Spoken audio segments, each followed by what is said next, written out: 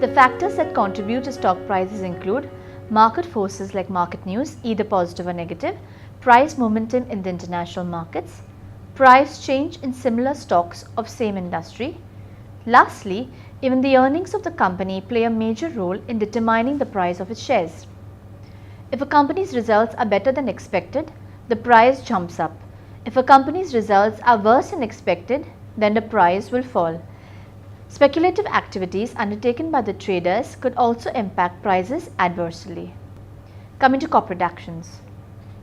Corporate action is any event that brings material change to a company and affects its stakeholders. This includes shareholders, both common and preferred, as well as bondholders. These events are generally approved by the company's board of directors. Shareholders are permitted to vote some events as well. When a publicly traded company issues a corporate action, it is initiating a process that will bring actual change to its stock. By understanding these different types of processes and their effects, an investor can have a clearer picture of what a corporate action indicates about a company's financial affairs and how that action will influence the company's share price and performance. Splits, dividends, bonuses, mergers, acquisitions and spin-offs are all examples of corporate actions. Bondholders are also subject to the effects of corporate actions, which might include calls or the issuance of new debt. Moving on, stock split is a technique through which the number of shares of a listed company is increased without changing the total outstanding shares in the market. A stock split or a stock divide increases the number of shares in the public company. The price is adjusted such that before and after market capitalization of the company remains the same and dilution does not occur. It simply increases the number of shares in the hands of existing shareholders. So how does a stock split work? Take for example a company with 100 shares of stock price at $50 per share. The market capitalization is 100 into $50 or 5,000. The company splits its stock 2 for 1. There are now 200 shares of stock and each shareholder holds twice as many shares. The price of each share is adjusted to $25. The market capitalization is 200 into $25 or $5,000, the same as before the split. Ratios for 2 for 1, 3 for 1 and 3 for 2 splits are the most common, but any ratio is possible. Splits for 4 for 3, 5 for 2 or 5 for 4 are used through less frequently. Investors will sometimes receive cash payments in lieu of fractional shares.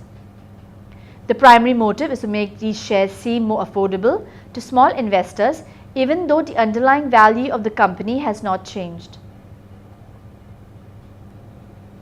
Let's look at some stock splits in India. Starting with Ranbaxy, a listed company, the average share price of the stock was around Rs 1039 before the split. On 22nd July 2005, post-split on 25th July 2005, it was traded at Rs 504. However, market capitalization didn't change much post-split. Let's take another example. Bharti Airtel split its stock face value from Rs 10 to Rs 5 with the ratio of 2:1. So the market price changed from Rs 800 to around Rs 400 post-split. On the other hand, a reverse stock split is the opposite of a conventional stock split. In a reverse stock split, the number of shares are reduced and the face value of the stock is increased. However, the market capitalization still remains the same. A reverse stock split is also known as a stock consolidation or share rollback. For example, if before the split a company has around 10,000 shares of 50 cents each, after the split the company will have around 5,000 shares at $1 each.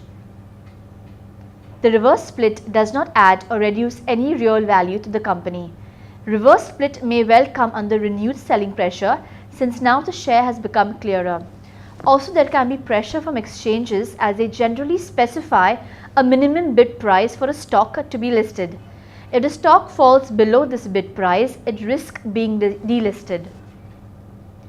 The limited liquidity may also widen the bid-ask spread, which in turn deters trading and short selling. The ratios associated with reverse splits are typically higher than those for forward splits, like 1 for 10, 1 for 50 or even 1 for 100.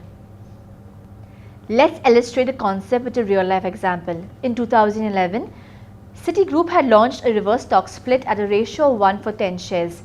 Citi's stock price had slipped to around $4.5 in April 2011.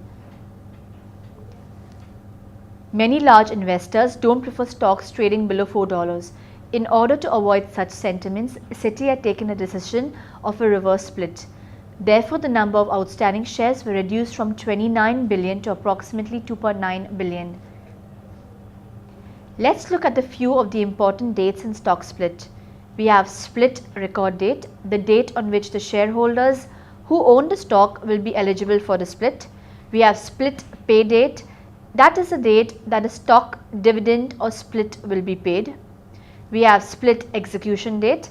It is always to be the first trading date following the split pay date. On this date, the stock price will be adjusted and you should see the additional shares in your brokerage account. Moving forward, in a buyback, the issuing company repurchases the outstanding shares from the market, thereby reducing the liquidity of the stock. It is a management strategy to either increase the value of shares or to eliminate any threats by shareholders who may be looking for a controlling stake. Coming to feature of buybacks, buybacks increase the proportion of shares a company owns. Generally, shares are bought with a certain time frame and at a premium to the current market price. A company may buy back its shares without shareholders' resolution to the extent of 10% of its paid up equity capital and reserves at any point of time. Let's illustrate it with an example of a tech giant, Apple. It was observed in the last quarter of 2013 that the Apple stock had slipped below market sentiments. CEO Tim Cook noted the drop and spurred the buyback. The company took a bold step and went ahead with the buyback. Apple purchased shares worth $14 billion in a period of 2 weeks in January 2014. Now that we have covered buyback, let's take a look at bonus shares. Bonus shares are distributed to existing shareholders based on the number of shares they hold, but without changing the total market capitalization. These shares are distributed at no additional cost. These are the company's accumulated earnings which are not given out in the form of dividends but are converted into free shares. Companies issue bonus shares to encourage retail participation by increasing their equity base. When the price per share of a company is high, it becomes difficult for new investors to buy shares of that particular company. An increase in the number of shares reduces the price per share, but the overall capital remains the same even if bonus shares are declared.